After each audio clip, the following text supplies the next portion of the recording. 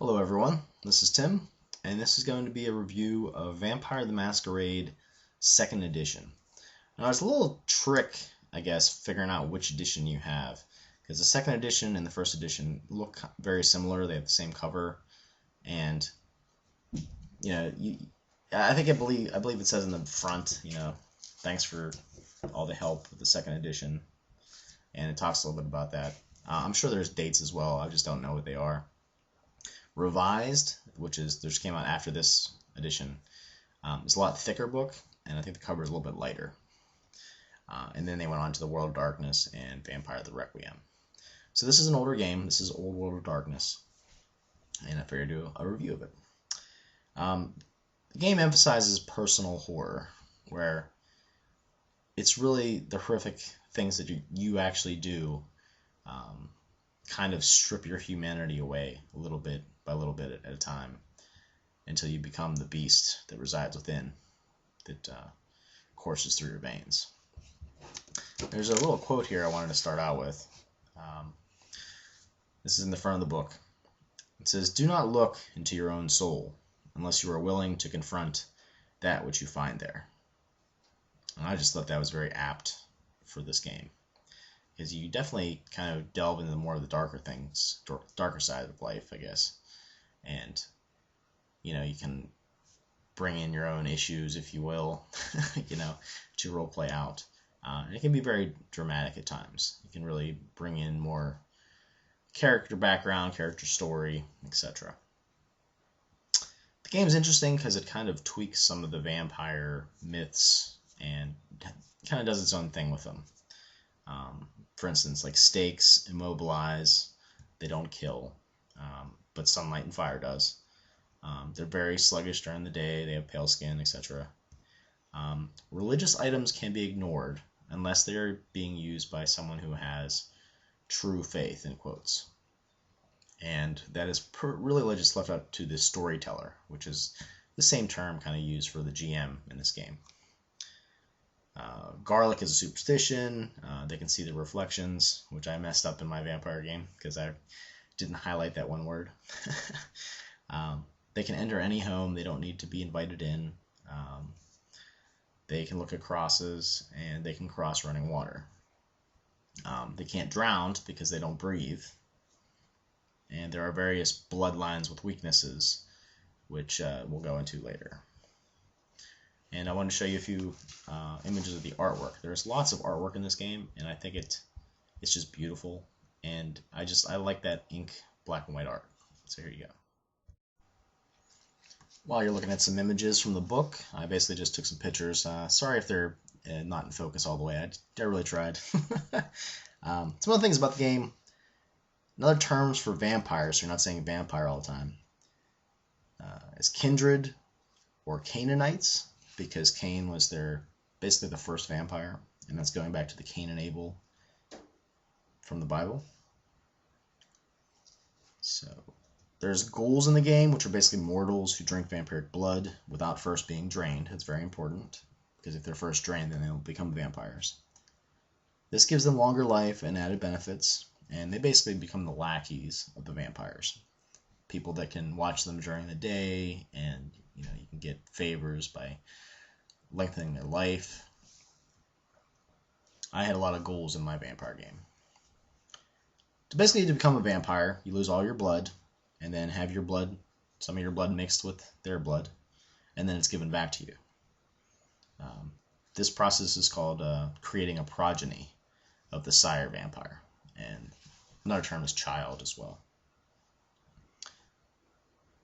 Most mortal desires are replaced utterly with the thirst for blood. Sex is still possible, but dull compared to the blood and to drinking.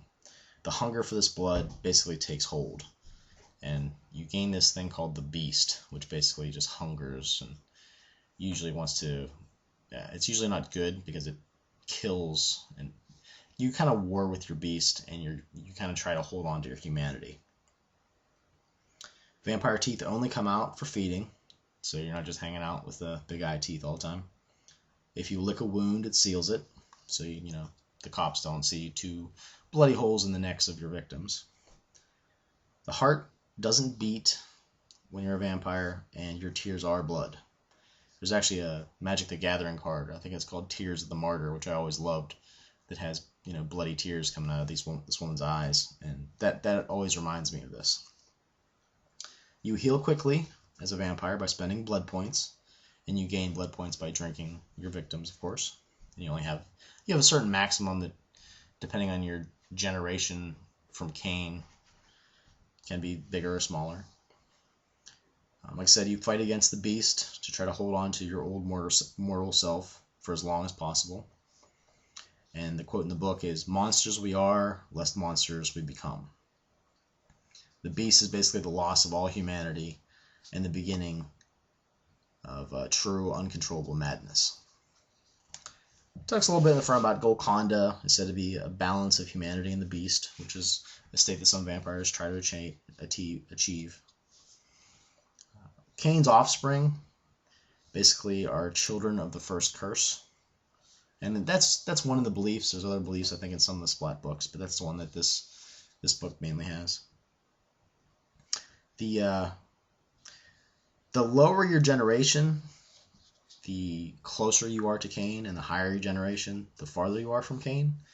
The blood becomes thinner and weaker the more generations you are separated from Cain.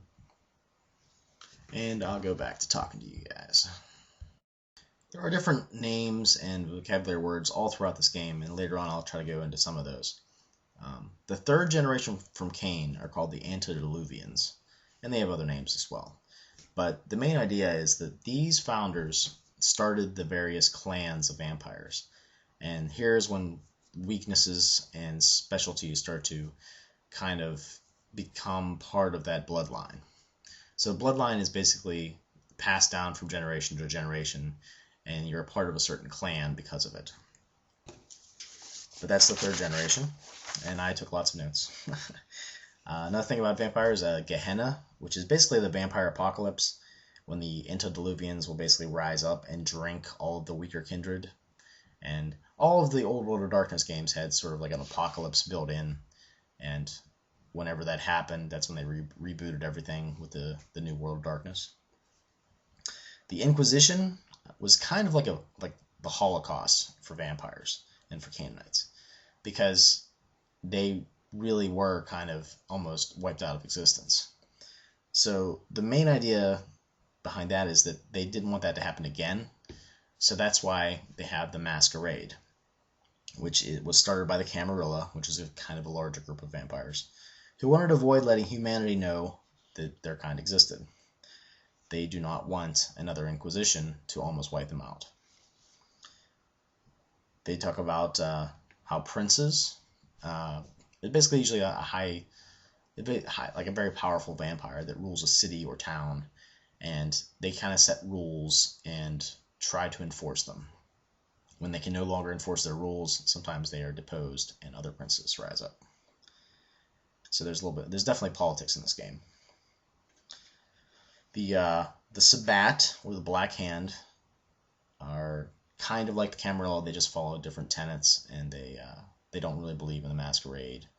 And the second edition really doesn't go into the Sabbat as much. The revised edition does, and I know Dead Sardis loves the Sabbat game. I kind of think I like, at least I really have limited experience with this game. I kind of like the Camarilla, and I like having kind of like the bad guy vampires that can be antagonists.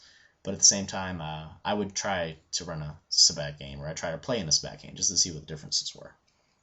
Because they don't try to keep their humanity, they try to keep other things. They have different codes, I think. So the Sabbat of Black Hand is another large group of vampires. They revel in violence, the perverse, and the bestial, becoming the actual monsters of human legends. They are shunned by the Camarilla for breaking the Masquerade, because again, they don't want the Inquisition again. Another thing here, if a vampire drinks 3 times of another vampire, they are bloodbound, and I'll go into more of that later. But that's usually like they're trapped in a blood kinship as strong as sire and progeny or child. They're called diablerie, if I'm pronouncing that right, is drinking all the blood of a more powerful vampire and basically changing your generation, because their blood is flowing into yours and mixing with yours. essentially you become more powerful because your blood is closer to Cain's, blood. So basically, if you think as time progresses, and there's more generations, every new generation is weaker and farther from the source. Another quote from the book is, "The horror of vampire is the legacy of being half a beast. Trapped in a world of no absolutes, where morality is chosen, not ordained, the horror of vampire is the evil within, and the all-consuming lust for warm blood." Another term here is brood, is a bunch of young vampires. This kind of replaces the term for, the D&D party, things like that. Another quote, "The characters in Vampire are almost certainly doomed from the moment they drink from their first victim, and the players should know it. This game chronicles a downward spiral of your humanity, and a descent into madness as the beast takes hold."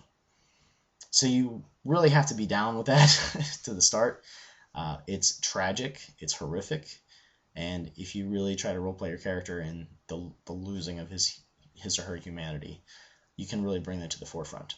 At times, it can kind of be like a dark supers kind of game if you play it that way in modern day. But I think I tend to try to portray the more horrific and how the loss of humanity, and you really realize you're becoming that monster. I like that aspect of it. Blood can be from animals, and you can avoid your victim's death if you have a high enough self-control and you're not hungry. The more hungry you are, the worse that gets, and you're less likely to control yourself. World of Darkness is the name of the setting, which is basically an alternate reality of our world, our modern-day world. But it's a lot darker, there's more corruption, and of course vampires and all kinds of other supernatural beings have their fingers in everything, and they're controlling us like sheep. Kind of like, conspiracy theorist kind of thing, where there's like shadow governments and, all that going on. But in this world, the shadow government, is basically controlled by vampires and other supernatural creatures. A lot of the vampire games are set in cities, and that's why princes are so important, with controlling the cities and all that's going on. Usually the cities are for the vampires, and the outside of the cities are for the werewolves, and they're constant enemies. And that was definitely started by White Wolf, and basically ripped off by lots of other movies that are out there. And here's another quote. "A certain amount of self-deception is necessary to retain one's sanity." So it kind of says that you kind of have to lie to yourself as you're basically progressing through the game and watching your character get destroyed slowly but surely.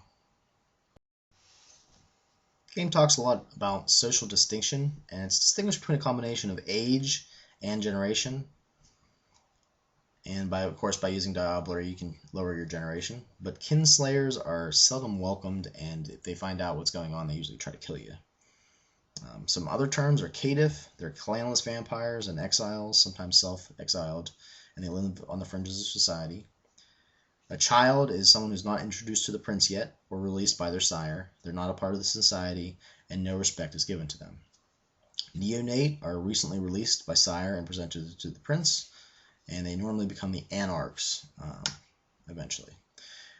Anarchs they have some power mainly because of their numbers, and they're enemies of the elders and the prince, and rebellion is their basic identity. And Scylla are young, but they have proven themselves to the elders, and they are not the anarchs. They kind of believe they want to follow the rules pretty much, and they're given more respect. There's elders who are in control and seek to dominate the other weaker vampires, and they're usually 200 to 1,000 years old. There's Methuselah, which are 1,000 to 2,000 years old, and boredom and melancholy has set in, as well as paranoia. They're usually very strong, but they don't always partake in the jihad or the political maneuverings of all the vampires.